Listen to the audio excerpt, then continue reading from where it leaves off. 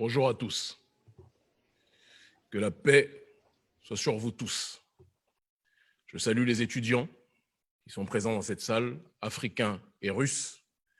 Je salue tous les officiels, les personnes politiques, les ambassadeurs, sénateurs et autres qui sont présents dans cette salle. Et parce que mes parents ont bien élevé, je salue aussi sans doute les espions français et américains qui se sont infiltrés dans cette salle. Je sais qu'ils ne me quittent jamais dans chacun de mes déplacements.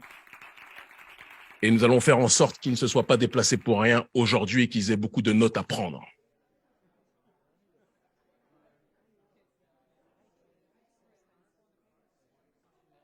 En préambule de mon allocution, il est important, je pense, de remercier d'emblée Anatoly Torkounov, le recteur de l'Institut des Relations internationales de Moscou, qui est un établissement légendaire et historique, celui que Henry Kissinger présentait comme le Harvard russe. Nous le remercions ainsi que le vice-recteur parce que l'initiative d'accueillir cet événement est très importante. Je dirais même plus, elle est déterminante et elle aura des répercussions à court terme, à moyen terme et à long terme dans le cœur et dans l'esprit et dans la vie de millions de gens. J'interviens aujourd'hui. Avant toute chose aussi, je pense qu'il est important de vous demander de vous applaudir pour votre présence aujourd'hui. Donc applaudissez-vous, n'hésitez pas.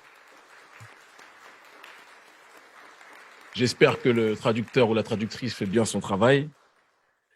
J'interviens aujourd'hui en ma qualité de président de l'Organisation révolutionnaire africaine, Urgence panafricaniste, en tant aussi que leader d'opinion, écouté et suivi en Afrique et dans le monde par des millions de gens, et surtout en tant qu'homme noir, allergique, profondément allergique à toute forme de colonialisme et de paternalisme.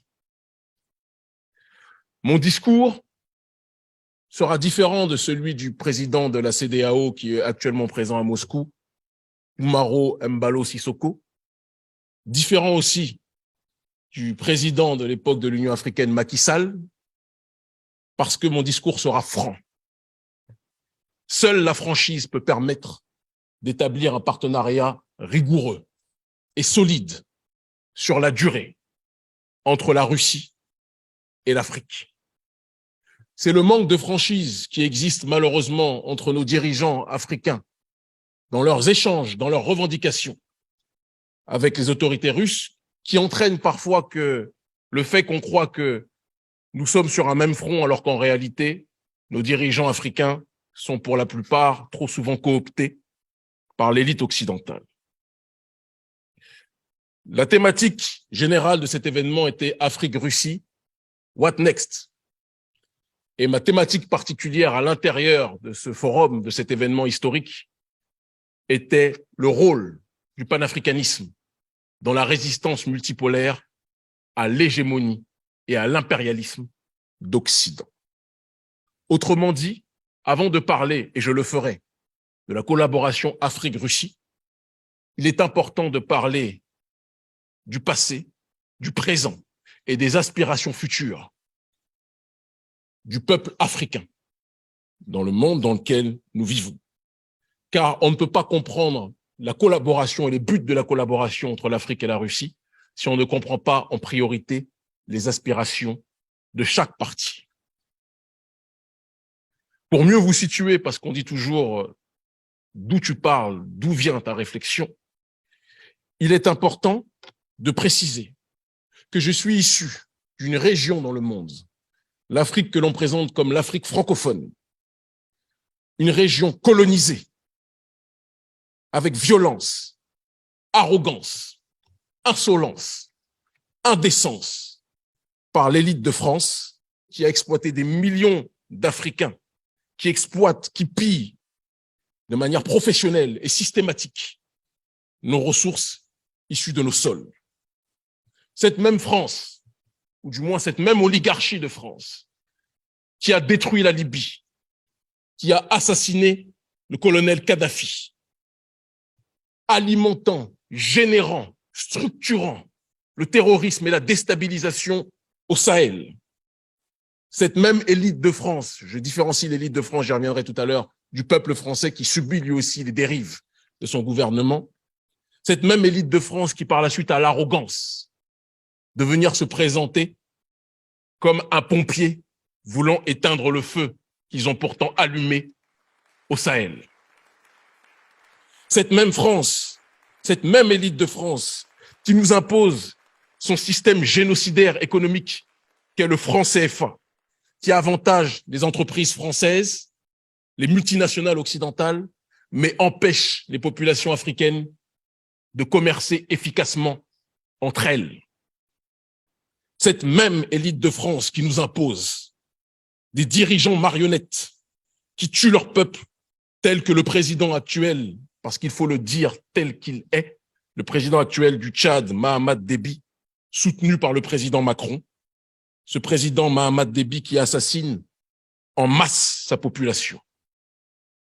Ou encore, et personne n'y verra du mal, je l'espère, sauf les espions américains et français peut-être dans cette salle, ou encore les dirigeants dirigés, que sont les présidents Alassane Dramane Ouattara, Macky Sall, ils sont nombreux, Patrice Talon, Mohamed Bazoum, Umaro Sissoko Embalo et tant d'autres, je ne peux pas tous les citer, la liste est trop longue, qui suivent les intérêts de l'Occident au lieu de suivre les intérêts des masses africaines. Je suis venu, je vous l'ai dit, pour dire la vérité au monde aujourd'hui, et c'est ce à quoi je vais m'employer.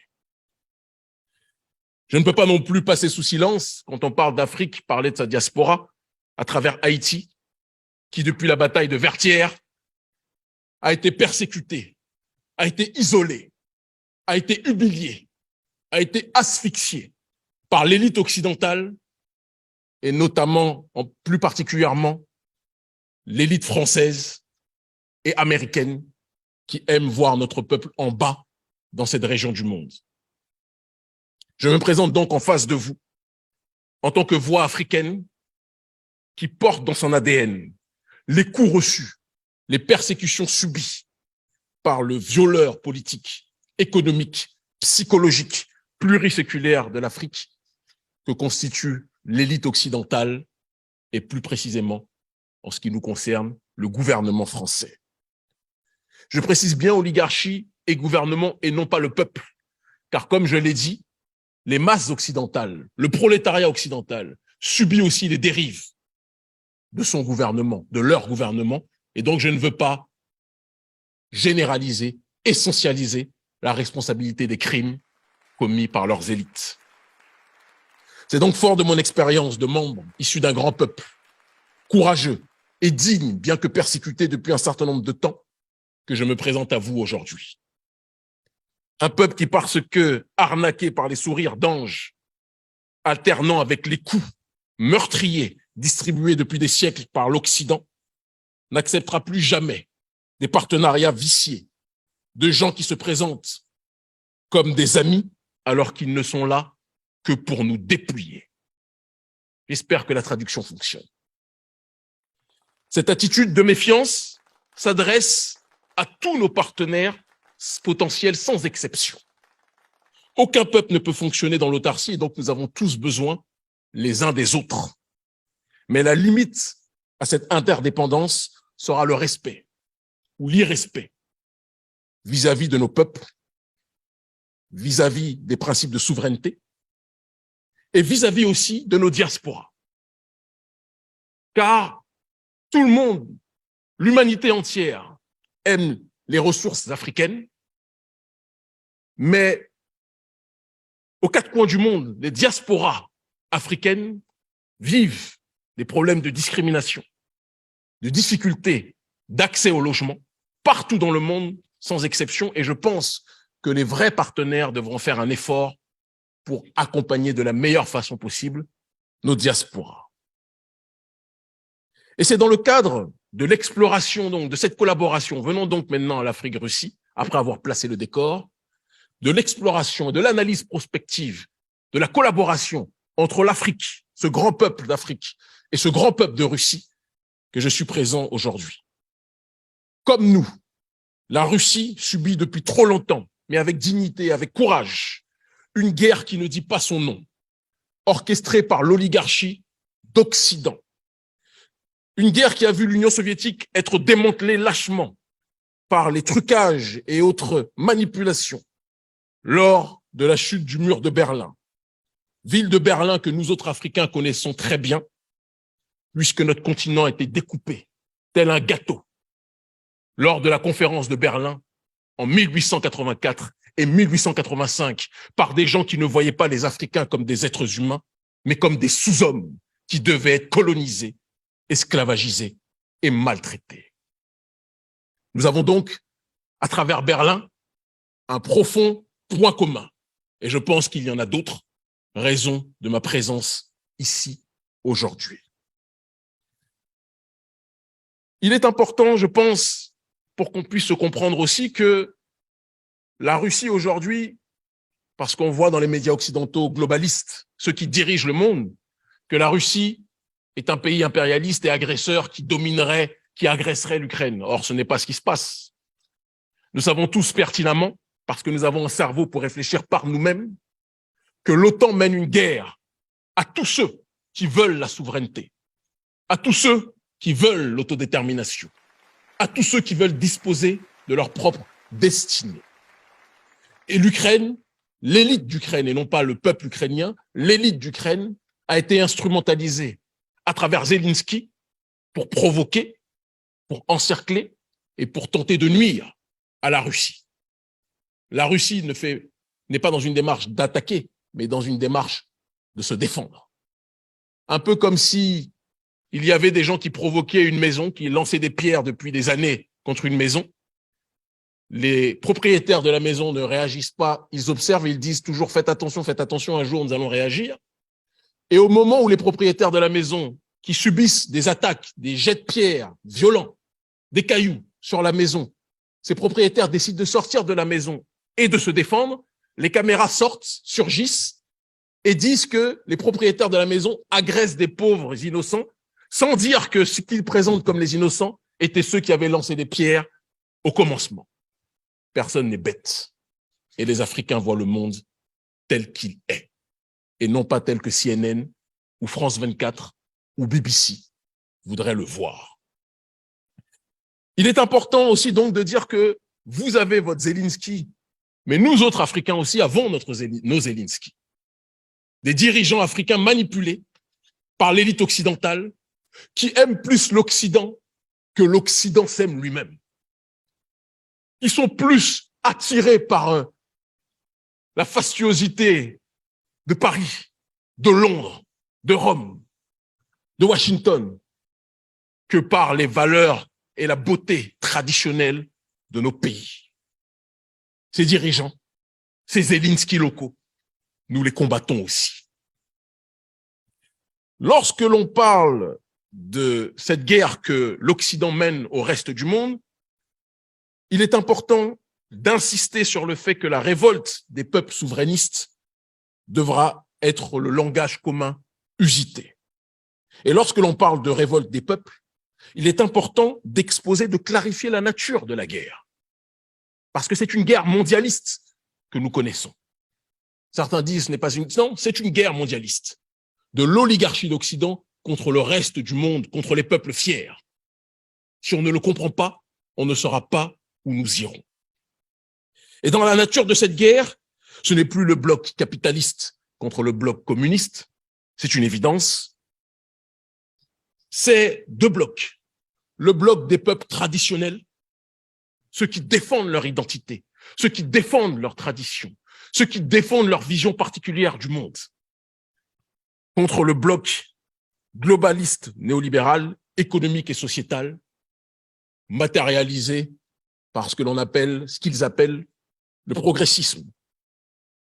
Un Occident qui s'oppose à tout ce qui s'enracine dans la tradition, à tout ce qui entrevoit la métaphysique, l'immatériel, autrement dit Dieu, comme le principe suprême, mais qui préfère propager le matérialisme, la décadence, la dégénérescence, la destruction des valeurs des peuples, la destruction de la famille, la destruction de la croyance en Dieu, en divin, quel que soit le nom que vous lui donniez, quelles que soient vos religions, quelles que soient vos croyances.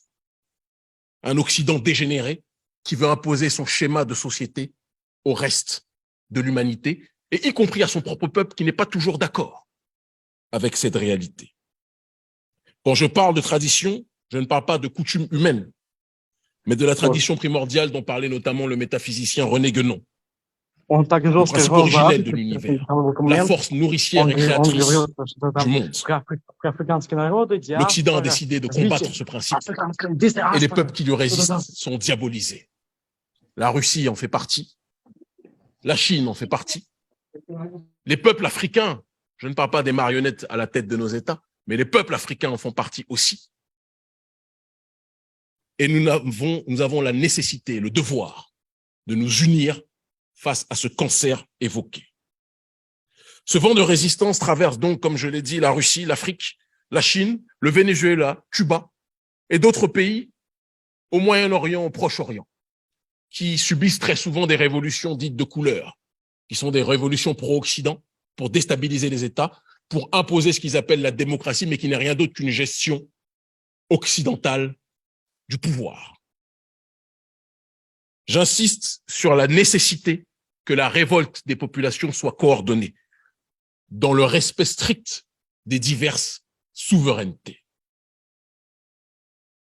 Nous n'accepterons pas, nous autres Africains, c'est important de le préciser, sous prétexte de lutte contre l'Occident, de prendre comme nouveau maître ou comme nouveau colon la Chine, la Turquie, l'Iran ou la Russie. Nous voulons des partenaires frères qui respectent strictement notre souveraineté.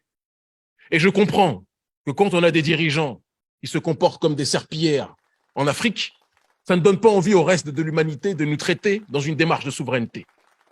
Mais sachez que la population africaine, elle, souhaite profondément cette souveraineté et agira toujours pour que celle-ci puisse être respectée.